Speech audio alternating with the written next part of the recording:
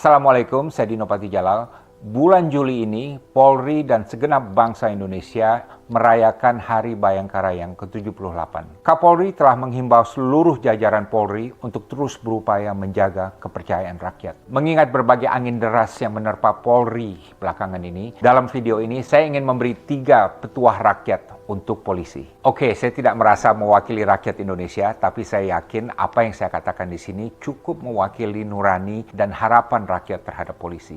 Petuah pertama, polisi perlu memahami posisi strategis mereka dalam perjalanan NKRI. Polisi yang sekarang adalah yang paling kuat dalam sejarah Indonesia modern, jauh lebih kuat dari Polri di era-era sebelumnya. Jumlah anggota Polri juga lebih besar dari gabungan TNI Angkatan Darat, Angkatan Laut, dan Angkatan Udara.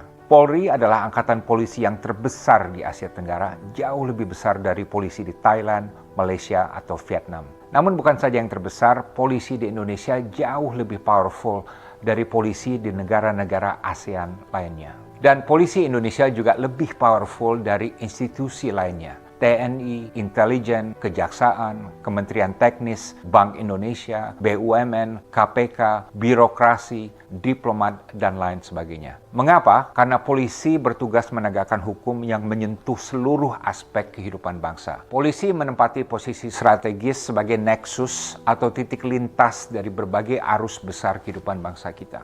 Kalau semua polisi profesional dan bersih, maka bukan keamanan saja yang akan membaik, namun juga kesejahteraan akan tumbuh, keadilan akan menguat, demokrasi akan semakin mapan, reformasi akan melaju, kepercayaan publik akan naik, dan NKRI akan semakin kuat. Sekali lagi, posisi polisi sebagai nexus dari semua dimensi ini melebihi lembaga lainnya. Saya katakan ini bukan untuk menyanjung polisi, justru untuk mengingatkan bahwa kekuasaan yang sangat besar di tangan mereka ini merupakan tanggung jawab dan beban yang luar biasa beratnya. Dan ini harus membuat polisi menjadi humble dalam mengemban tugas dan selalu introspeksi dan mawas diri.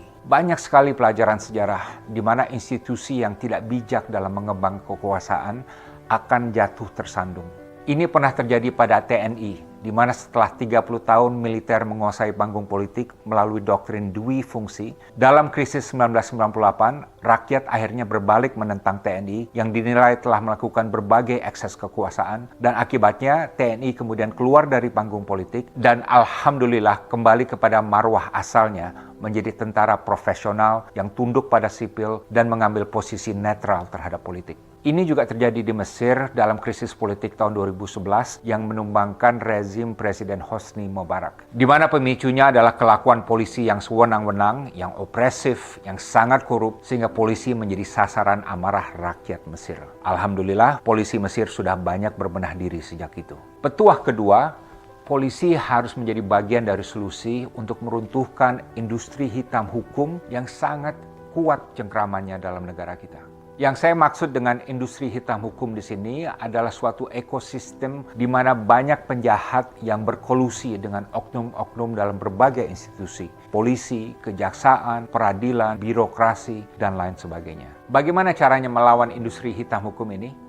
Banyak cara. Hapuskan stigma yang ada di masyarakat bahwa kalau mau berurusan dengan polisi harus siapkan duit. Jangan ada polisi yang menjadikan hukum sebagai komoditi bisnis yang bisa dijual untuk memperkaya diri. Ingat tauladan pengabdian total yang dicontohkan oleh Kapolri Hugeng Iman Santoso. Begitu hukum bisa dibeli, pasti keadilan akan hancur. Karena yang menang adalah mereka yang bisa membayar paling tinggi. Polisi tidak bisa menerima sogokan atau pemberian apapun dari tersangka atau penjahat. Karena kalau ini terbongkar, oknum polisi dan penjahat pasti akan saling melindungi. Ingat, begitu polisi berkolusi dengan penjahat, maka otomatis polisi tersebut akan menjadi penjahat. Dan ini berarti dia bukan lagi polisi, tapi adalah penjahat yang berjubah polisi. Polisi juga harus mengikis habis praktek korupsi satu unit. Di mana walaupun pemimpin atau anggota dalam satu unit diganti-ganti, namun praktek korupsi dan jual beli hukum terus berlangsung karena merupakan hal yang sudah baku dalam unit tersebut sejak lama. Polisi juga harus mengusut semua kasus sampai tuntas. Jangan kalau ada 10 tersangka misalnya yang diproses hanya 8, sementara sisanya yang 2 dibebaskan oleh oknum yang bisa dibeli. Dalam menangani setiap perkara, tidak boleh ada polisi yang bermain di dua kaki, di mana oknum polisi meminta dan menerima uang dari korban dan juga dari tersangka secara bersamaan.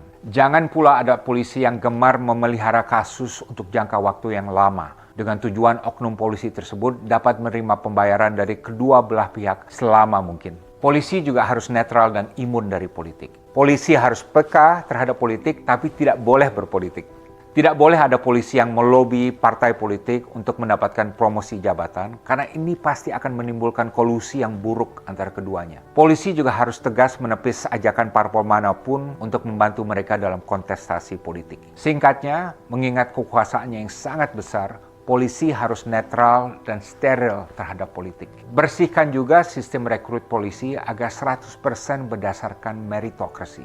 Kalau ada orang yang bersedia membayar ratusan juta, bahkan miliaran rupiah untuk diterima masuk Polri, ini bukan saja tidak wajar, namun juga berbahaya. Karena berarti dia masuk untuk semata-mata mencari kekayaan pribadi, dan seumur karirnya di Polri dia akan bekerja menjual hukum untuk mencari uang dan bukan untuk menegakkan hukum dan melawan kejahatan. Peran Propam juga harus dijaga dan bahkan selalu ditingkatkan. Propam itu apa? Propam itu adalah polisinya polisi. Terlepas dari krisis yang menimpa Propam 2 tahun lalu, Propam tetap adalah unit yang paling ditakuti polisi dan umumnya berisi polisi yang cemerlang dan berintegritas. Sistem promosi Polri juga perlu diprioritaskan agar kompetensi dan integritas sama-sama menjadi ukuran utama untuk polisi yang cemerlang. Polisi yang kompeten banyak, tapi polisi yang kompeten dan jujur belum sebanyak itu. Polisi yang mempunyai uang puluhan miliar rupiah dalam rekeningnya, padahal gajinya hanya 20 atau 30 juta rupiah per bulan, ini adalah suatu hal yang tidak wajar. Kecuali ia bisa secara kredibel menjelaskan bahwa hartanya tersebut halal dan dari mana datangnya.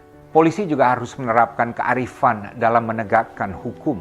Polisi harus menjauhkan semua mindset yang otoriter. KUHP yang baru akan berlaku tahun 2026 misalnya, mengandung pasal-pasal yang bisa disalahgunakan sehingga bisa menciptakan situasi sosial yang toksik.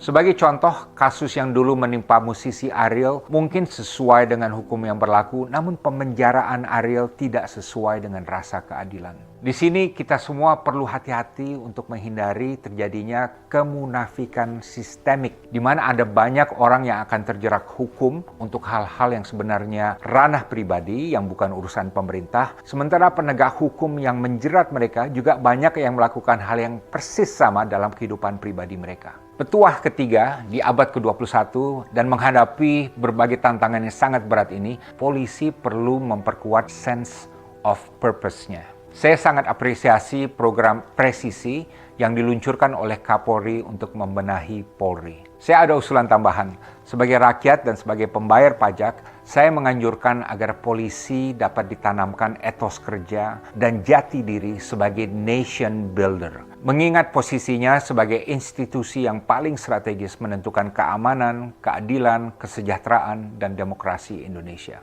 Lebih spesifik lagi, di abad ke-21, polisi perlu memposisikan dirinya bukan saja sebagai penegak hukum, tapi juga sebagai pembela demokrasi dan pelindung reformasi. Ini berarti semua Kapolri juga harus mempunyai sikap sebagai negarawan. Polri juga perlu mempunyai tujuan strategis untuk menyongsong Indonesia Emas di tahun 2045. Yaitu untuk menjadi lembaga nasional yang paling dipercaya dan dicintai rakyat. Sekaligus polisi profesional yang paling bersih di Asia Tenggara. Di tahun 2045 nanti, NKRI harus bisa mewujudkan supremasi hukum secara total, di mana yang menjadi panglima adalah hukum, bukan politik atau ekonomi.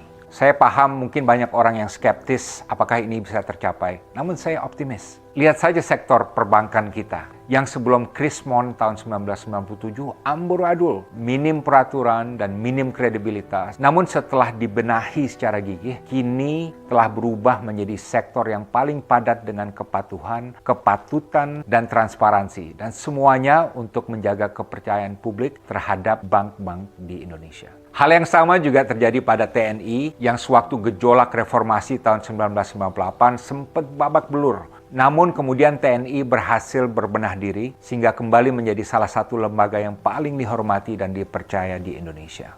Saya yakin kalau dilaksanakan secara serius, sistematis, dan konsisten, Polri dapat mencapai semua hal ini dalam waktu satu generasi ke depan. Demikian 3 petuah rakyat untuk polisi. 1. Setiap polisi harus memahami posisi strategisnya dalam perjalanan NKRI dan harus melihatnya sebagai tanggung jawab yang berat. 2. Polisi harus menjadi bagian dari solusi untuk meruntuhkan industri hitam hukum yang masih merajalela di negara kita. Dan 3, polisi harus mempunyai etos untuk menjadi nation builder dan berambisi untuk menjadi lembaga yang paling bersih dan paling dipercaya oleh rakyat sewaktu Indonesia Emas 2045 nanti. Kalau Anda setuju, kirimkan pesan ini kepada polisi yang Anda kenal. Kalau Anda polisi dan setuju dengan pesan ini, maka kirimkan kepada rekan-rekan polisi untuk mereka baca dan dengar dan bahas. Dan kalau Anda sebagai polisi ketemu saya di jalan, berikan saya fist bump. Dan boleh juga traktir saya dendeng belado, makanan kesukaan saya. Saya Dino Patijalal, salam Indonesia Emas, salam diplomasi.